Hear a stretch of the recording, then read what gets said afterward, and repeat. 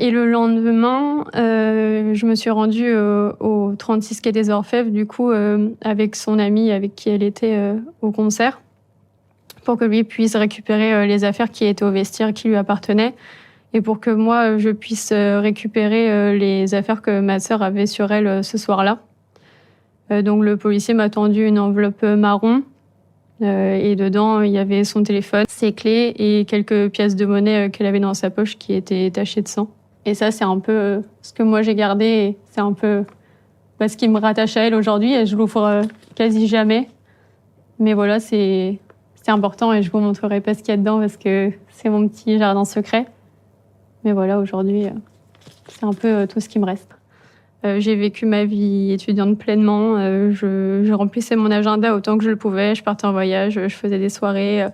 Et ce qui m'importait vraiment, c'était la santé mentale et physique de mes parents à ce moment-là. Et en 2018, du coup, mes parents, eux, ont vécu leur deuil ces 3 années-là de manière assez différente, ce qui les a amenés à se séparer.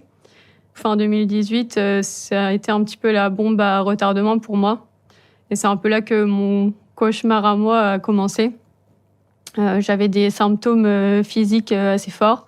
J'avais du mal à respirer, j'avais du mal à déglutir. Le plus impressionnant, c'est que je me réveillais la nuit et j'étais vraiment le souffle coupé, je pouvais plus du tout respirer. Et de là, en fait, on m'a redirigée pour la première fois vers un psychologue. En fait, j'ai compris que vraiment psychologiquement, j'arrivais plus à gérer, quoi. Que je pouvais plus gérer tout ça toute seule.